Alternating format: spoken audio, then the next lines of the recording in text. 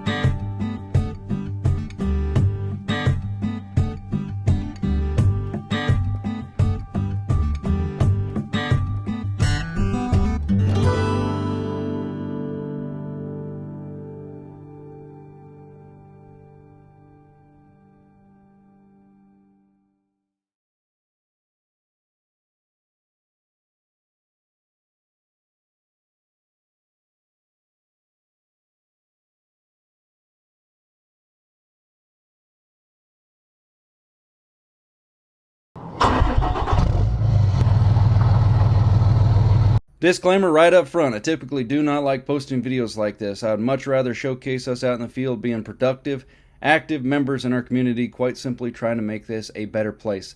I believe the whole country is blaming the state of California as a whole for the emissions that are forced upon us across the board. Now, we can all agree clean air is much nicer than dirty air.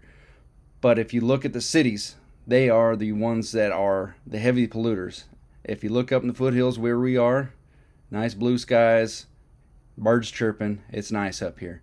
Now, for anybody that's saying people in California ain't worth nothing, well, some of the hardest working people I've ever seen are the ones in California. Not only are they doing the job that you guys are doing in other states, but we're also having to put up with all the everything, the regulations and all the other stuff that goes on top of it, so that we can simply be productive and provide for our family. And that's all we ever want to do. So this isn't a cry for help. This is a simple video of me sharing the stories of what's going on in the state of California as far as what diesel trucks they are happy with and not happy with. And for what everybody thinks they're targeting, they're targeting different things than you really think, and it's probably for different reasons. So I got to be careful with my words, not to throw everybody in the diesel community under the bus, but enjoy the video.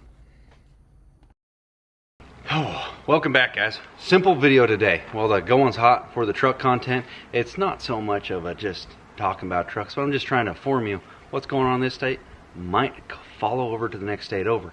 But we're going to talk about what is legal and not legal to be registered in the state of California. And I think there's some misconceptions on the ideas of why the diesel community is being attacked so much. So we're going to go into that a little bit. But first I got to say, it is the 4th of July. Happy Independence Day, everybody. Hopefully you're enjoying and celebrating this awesome holiday with friends, family, loved ones. Despite it being triple-digit temperatures at 9 a.m. this morning, we got to join in on the 4th of July parade. Had the new 5500 hooked up with the track chipper, went down Main Street. It was pretty cool. Had billboards and stuff on the side of the truck. Teamed up with a local radio station, even had live music playing some patriotic stuff out the back of the truck. It's a good time. But back here, let's go ahead and talk about some of these things. First, I got to just give you a little bit of information on myself, because not every one of these videos gets hundreds of thousands of views like the last one. I've been making videos 5-6 years, and unfortunately the ones that demonstrating the true power of the community and the work ethic and just the awesomeness of the people up in Northern California, those don't even make a blip on the radar, because, well, there's no controversy or no dilemmas, drama, or any of that stuff. But people think California is all Hollywood. Hollywood is 8-9 hour drive away from here. It is way down south. I mean, it's completely different here. Just take, for example, can't even make that up. There he is. I ain't going to say what generation it is, but it's a fourth. You can hear it. Just say that. But anyway, we'll talk about the legalities in some of these trucks up here in the rural areas, because it's not so much of a truck that you need to have, but you really do. Because people think, oh, just get an electric vehicle to haul 30,000 pound machines all around these hills. Ain't gonna last. First of all, it's not practical, because the grid can't handle that, for one. So it doesn't even make any sense, and people think, well, you're getting all these to be avoiding stuff. It's like, well, shoot. It's as simple as this. If this gas station that you're next to right here is $7 a gallon, and the one over there is $3 a gallon, oh, I'm going to avoid that gas station because it's more expensive, and go to the cheaper one because it's easier and easier on your pocket. Everybody's going to do that. Everybody's going to take the easier route so that they can keep what they earned. That's just the way it goes. But as far as me, I moved back to California from Wyoming in 2014 because I wanted to work with my family, help them build something up, rather than become an employee for somebody in a different state somewhere that I don't even know. And chances are you just stay an employee for years and years and years, and eventually just retire. But to this day, I'm very proud of what my dad and I and other family members that have helped out, and what we have as far as our arsenal for land management. Our equipment is just unreal. Stuff I never even thought we would have. But on the side, I've always had a passion for these trucks. Always. My first truck was a 96 12 valve. And that's where we're going to get started on what's legal and not legal, and what is smog exempt. Everybody knows. It's obvious in California. 1997 and older, as long as it's 14,000 GVWR, that's gross vehicle weight rating, that's its door sticker for the manufacturer, as long as it's 14K or less, and it was built in 97 or older, it is smog exempt, meaning you don't have to go get an inspection on it. For this truck right here is a 1998 12 valve. Yep, it's a hybrid year. Is the year between switching to the 24 valve, and they still had a couple 12s in there. People are thinking, well, these are old rigs, these are gross polluters. These old tractor engines that they crammed in a pickup truck in '89 and ran it till, well, that tractor engine's still pretty much in there with a bunch more baggage on top. But you got to take into consideration, these things were low RPM spinning, long lasting workhorses that actually got great fuel mileage. Now, these newer trucks, they do have more power. They do spin more RPM. They weigh a little bit more. But these trucks right here, they get 20 plus miles to the gallon on average, highway running, depending on what gear ratio it is. My 96 12 valve had 410s. 410 is a gear ratio which is designed for towing. It means you don't have that much of a highway speed because you're spending so much RPM. But I got 22 miles of the gallon. That was best, or 23 actually, with that truck. That was a 7,500 pound 1996 truck. It's running in the 20s. Or the Mom-mobile that we got now, that's what it gets, and it's a small car with a V6. These old trucks were getting that. How is that a gross polluter? Completely California legal. Nothing wrong with this truck. That one, completely legal. Nothing wrong with them at all. In fact, when these trucks, when they're bone stock, they have a catalytic converter and a muffler. That combination right there literally in my opinion, makes the cleanest smelling exhaust there is. It smells like a chlorinated swimming pool with a hint of bleach. You know, it is just simple, clean. Honestly, I wouldn't mind getting it in cologne. That's what level I'm on, and committed to the idea that these were just clean, fuel efficient, nice rigs. Yeah, you could turn them up a little bit, throw a little bit more fuel at it, it's going to smoke. But then if you turn the boost up to match that, then you're back to running efficient. There's so much potential in one of these old rigs. It's unbelievable. And they're still completely compliant, legal. Some of them, this is 98, you got to smog it every 2 years. Every 2 years. But Grandma's truck, she bought that brand new back in 97.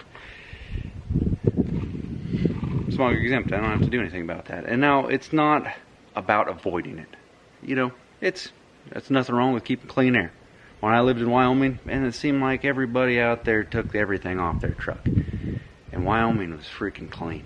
Nothing wrong going on out there.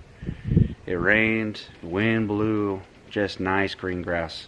Wintertime got damn cold, but in the summer, it's awesome. You could hear trucks all around, running around town. But these things are fuel efficient. Now, what becomes after it goes to a 98? You just gotta, when you smog it, it needs to have a catalyst on it and it needs to not smoke. It's that simple. You go in for an inspection at $65, he looks at it, hits the throttle. If it doesn't smoke, it can smoke a little bit. I mean, it's an old diesel with just a catalyst. It doesn't have a diesel particulate filter. That's what a DPF is. It catches the soot. So, nothing wrong with these ones. They are by far one of the best things going as far as what the diesel potential is. Switch over to this guy here. The third generation came out in 2003. Switched up, still the same cubic inch, but they got a new, more fuel efficient, cleaner burning fuel injection system on it. It's called a common rail. Instead of one injection of diesel per power stroke, that's power stroke. I don't know how to describe it to you. Every time. I interrupt the video. My boy wanted to ride his bike. I will say one thing though. They don't make a 12 valve bicycle. They make these electric little tire kickers. That one's got like a battery from a DeWalt on it or something. I don't know what mine's got. It's got something to power a little house. But it's sweet. I'll put a link down the bottom for these things. 20 mile an hour. Up most hills. 13. Yeah, you get it. My boy said he wanted one that zoomed too, so got him a little electric kicker.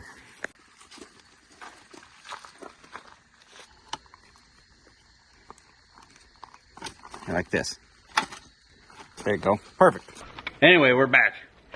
Boy wanted to go ride bikes. Can't turn that down. By the way, I'm freaking enjoying the ever living everything out of that bike that I got, man. That thing getting around the property, just a good stress reliever, and it doesn't just get your lungs destroyed with that electric assist. It's got the twist and the pedal kick, give it a little extra. But let's go back to talking about these trucks. And there's not one person, I'll guarantee it, that has gone more out of their way to help preserve these trucks from going extinct. I mean, there's tons of them. It's funny, everybody, when they come into my neck of the woods from out of state or whatever, they go, man, I'm really surprised at how many Dodge diesels are running around your town. I mean, they're everywhere. It's probably at minimum 8 out of 10 contractors run one of these trucks. Old school, new school, it's a Dodge or it's a Ram, you know, a lot of them. But now, step forward to these 03 to 10-ish, somewhere along that, the third gen trucks. Now, they went for a little bit more on the emission stand with these, but not really. These things are, honestly, each generation is like the end of a holy grail. They all have an upgrade and a perk, but then at the same time, they lose a little bit of the nostalgia. A little bit of the downside comes in because it's not the classic strict tractor, but they went to a common rail injection. What that means, it's not the old school one hit per every power stroke. It is 3 to 7, whatever, depending on the year of the truck.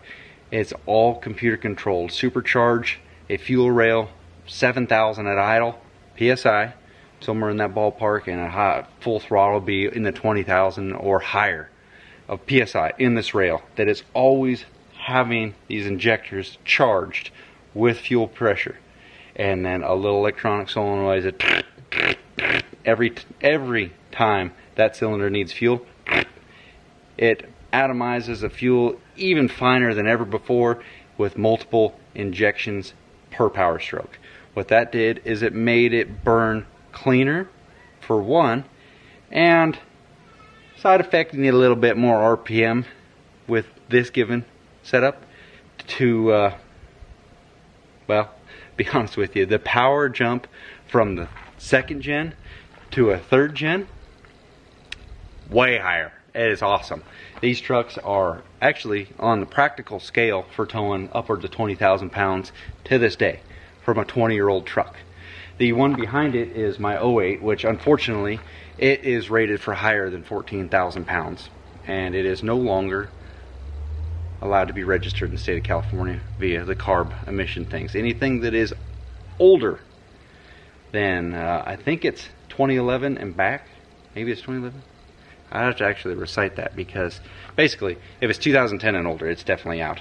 Now this is where I got to be careful with my words, reciting the smallest yet the biggest paragraph in the diesel California world. Basically what this is saying is if you have a 3500 or less, it does not have to get involved with this at all. It's completely fine, even though it's got the same engine that the next class of trucks has. But if your truck was built in 2010 or older, rated for more than 14,000 pounds, meaning F450, F550, 5500s, semi-trucks, single axle units, fire trucks, everything across the board is no longer compliant if it was built in 2010 or older and it was rated for more than 14,000 pounds. Now that's literally 100% aimed at the working class, because if they want to continue to work, they're going to have to go buy a new truck and pay sales tax on it, and they're going to have to sell their old truck for a less value to a neighboring state that's going to continue to run it without a worry in the world. How ridiculous is that? How about this for more ridiculous? Think about how much production effort went into building all these trucks. And a lot of these trucks honestly have decent emissions on them. Some of these emissions are EGRs, exhaust gas recirculators, just like the new trucks. They'll have diesel particulate filters, so they're catching the junk as it comes out. Arguably, they're not very good smelling emission trucks when they're at idle, probably worse than if they didn't have any of it on there. But it was still a fully compliant emission rig.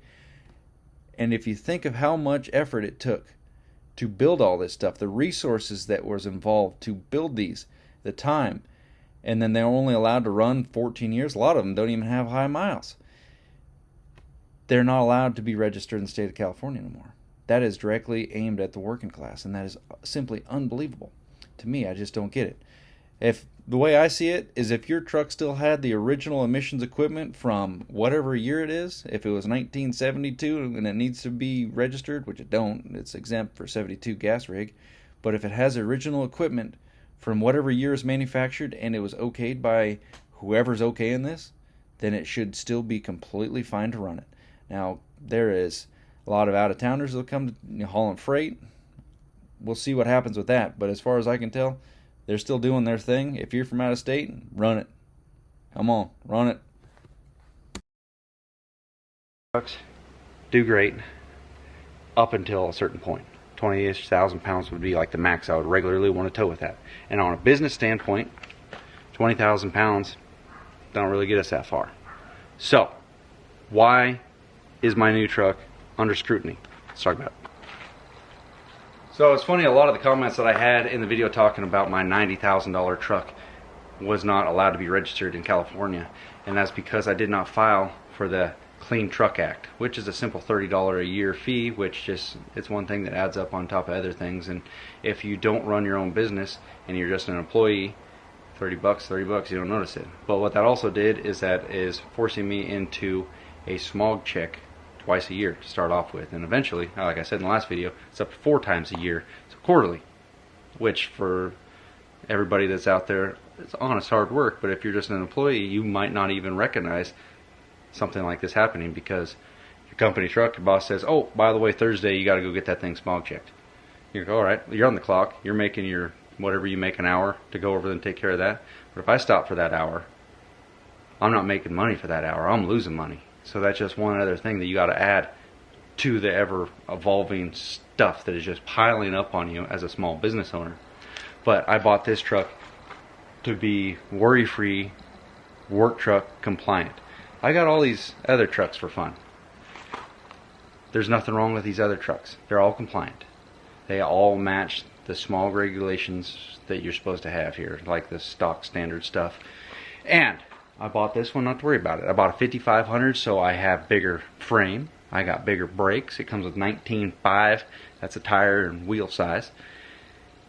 It's got bigger everything. But that unfortunately classifies you into, honestly, it is the same category as a semi.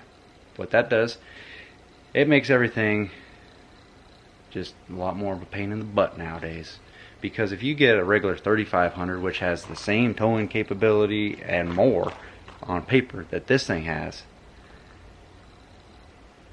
you don't have to do any of that. I mean, it's just a regular pickup truck. It follows the same rules essentially as a minivan. It's just a crew cab dually truck. That's just a crew cab dually truck with a slightly higher GVW by 5,500 pounds and less horsepower technically.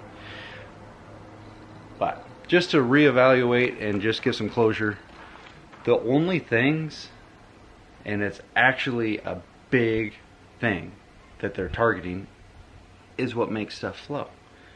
Because people kept telling me, they're like, well, it's all those guys that are rolling coal for all those years. That's why the smog is, they say that's why it's all bad. And there's so many other factors that contribute to smog and one thing after another. But they're saying everybody that was a punk kid that took this stuff off their truck and rolled coal everywhere is to blame. Well, guess what? Those aren't the ones that are getting hurt by this.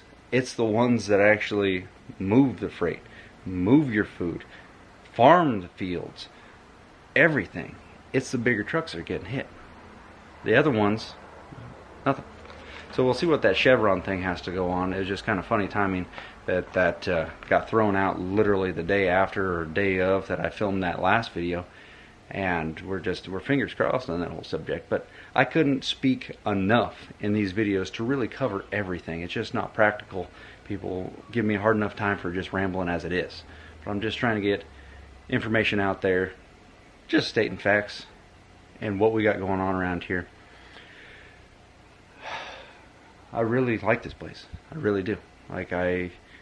If everything calmed down in wake of this Chevron thing and the insurance on the simple work trucks went back down to what it was 2 years ago and everything, I can't walk away from the low interest that we got before COVID on this property. It's like, not a chance, you know.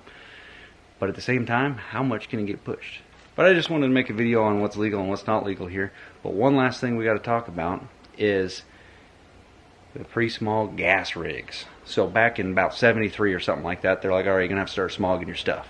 1973. Then they came out with this thing that was going to, every year forward, they would pump, you know, instead of having to smog 73 and newer, it was 74 and newer, 75 and newer. And now it's 76 and newer have to be smogged. They stopped that 1 year progression. I have no idea why. I'm not really sure what year it was that they stopped doing that. But technically, it should be up in like the 80s or 90s right now that wouldn't need to be smogged. And if you think, well, good, that old rig needs to be kept in check because it's a gas burning big old guzzler. Well, you take those old rigs, if you take an old Cutlass or something like that, muscle car, put an LS in it. Now it's a good, fuel efficient, higher horsepower rig that you can just drive around and have fun with, and it's no big deal. Or you can take my Charger and put a Hemi in it. It's going to be fun. It's going to be a good modern feeling rig and an awesome old school classic that is, I mean, 75 and older, you don't have to do nothing to. And these are all well-known, obvious facts that are on Google. And people, it's funny how they want to get on here and ask me for 45 minutes in comments what's legal, what's not legal. Is there one rig, is there going to fall into that category? And it's like, it's a super simple rule. 75 and older, gas rigs, nothing. If you're If you got a 97 and older and it's less than 14K or 14K and less for diesel, nothing. Smog exempt. No smog, checks, or none of that. It's so much easier. But I will continue to try and save as many of these old trucks as I can because they're a part of our history. And honestly, when it comes down to these new trucks, I love these. These are comfortable. They got good power. They got great brakes. Their fuel mileage, arguably, they got more horsepower and they weigh more, so their fuel mileage probably will suffer. Even with all the emissions and stuff on it, this truck actually does pretty dang good with all that junk on there. I will have to go to the dealer, and apparently I have to get another sensor added for the Cummins gate, and I'll make a whole nother video on that. But my whole point, guys kept saying, why don't you just go get an older truck and do what you're doing? Older trucks of this caliber, or a 3500, they don't do what I need it to do. These trucks literally take the place of what a semi was doing in the 90s, towing 35,000 pounds gooseneck ball behind the truck. They are so practical, they're so efficient, and the biggest perk about all of them, even to this day, despite all this other stuff, is they're four-wheel drive. Granted, everything's expensive, but if you get a four-wheel drive semi of whatever, the price is extremely expensive on just a two-wheel drive single rear axle, not to mention getting a four-wheel drive. So this thing literally can do everything that I need it to. Work truck, family truck, commute truck, everything. And it's comfortable. It's just unfortunate that all these regulations and stuff fall onto the working man's truck because that's all I want it to be. Now these old trucks are for fun. And I'll continue to treat these things as a big, passion of mine, is to save these things because I love these trucks. I love all of them. Musclehead, motorhead, whatever you want to call it, through and through. It's a lifestyle, and when it comes down to a gas rig, you're turning way more RPMs to do the same job. The braking horsepower of an engine is not the same, so you're not as safe coming down these hills with the heavy load. You think about the trucks in the 70s that were all gas rigs. They had a small V8 just screaming, low gear going these hills, pulling them. You know what they had to do coming back down them? So they don't burn up their brakes. Whatever gear you went up that hill in back in the day, arguably the same thing now, but you go up in first gear, you're going to come back down at first gear, so your engine will be screaming and you're using your compression to hold you back. That's the same thing that modern stuff does, either with a jake brake on a bigger rig or an exhaust brake. Treats of the compression because diesel, I'm not going to go in how the diesel engine works versus a gas rig, but a gas rig is just not practical. And then when you think of trying to take an electric vehicle and put in the place of this because you think it's a way of it, electric bicycle, sure. Drill guns, freaking love them. They got so much electric potential in your power tools. It's unbelievable. That what we did today with the band in the back of the truck, power pack to run that, but it is a huge battery that costs thousands of dollars, and you can power that thing strictly from the sun. Solar panels do that. But try to power a EV rig that has what this thing takes. 360 factory horsepower out of one of these trucks now, and a high output truck from a Ford is 500. And a Ford is honestly, you'll see a Ford soon, but they're so much more fuel efficient somehow with even more horsepower from a Ford versus a 6-cylinder, 6-speed automatic in this thing. The 360 horsepower, granted electric horsepower and torque is so much more just functional right from the beginning, but you have to have a huge battery supply to power that thing for any length of time. And then when it comes down to it, the recharge time is even longer. So your efficiency goes out the window, and it costs more. People have made videos on it, go look them up. It costs more to charge one of these rigs than it did in diesel. Now, just one last tangent before we leave. What California's running on right now is basically recycled biodiesel mixed concoction, and it's subsidized, so it's an affordable price. It costs even more than regular diesel, and they're trying to switch it all over to that. I don't know if this diesel's any better or worse, but word on the street, it's 10% less efficient, so we're already losing on that end, and it's being sold across the United States, so maybe some pumps have it, some don't. I'm just trying to wrap up this video and keep it simple because I can't talk about everything in each one video, but I'm trying to, and ridicule me you want. These trucks, they're all awesome.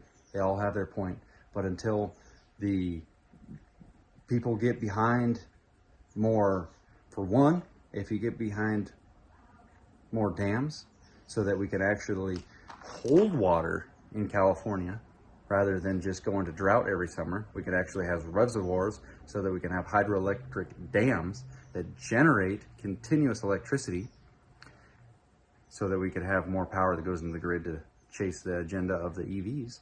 Or, oh, I don't know, if the power company was more friendly to the idea of everybody going solar. The way it works with solar, you buy it for your house, you get a system that just covers enough for your yearly expenses on how much you typically run on average, how much energy you need. That's how much your solar system is designed to put back into the grid, just enough to break even. But if they had incentives that didn't derate how much you're going to get paid for overcharging, then if they paid you the full 100% for the overcharging back into the grid, that's an incentive for you to build a bigger solar so that you get continuous money back in rather than having to pay a true up bill or just breaking even. That would, honestly, it would make more sense to do that, to incentivize it rather than cut you off. Because if you get $1 for every dollar you put back in it, wouldn't you go with that? Now they're lowering that down to 25%. So there's just one thing every day that they're just like, you know what? Even on stuff that makes sense. It's unbelievable. This is a long enough video of just me out here talking. FYI, I have been out here for about 3 hours trying to get this thing and try to get it in one take. Sometimes it happens, sometimes it doesn't. I got a bug on my leg. My Miracle Ice Water, I lost that one on the bike ride. And I need to get this truck staged up, get the track chipper off of it so I can unfortunately take it to the dealer to get a sensor added because Cummins Gate. Instead of just having it do its regen or just on a timer, they got to put a sensor in it to say it needs it, but it's doing the same thing every time. Don't matter, I tow heavy, so it burns it off as I'm driving. Anyway, comment something below. Thank you guys for watching. And by the way, if you want any of the products that somewhat see in this video, there's a link in the description for them bad boys down there. I appreciate it. We'll see you on the next one. Go drive safe. Later.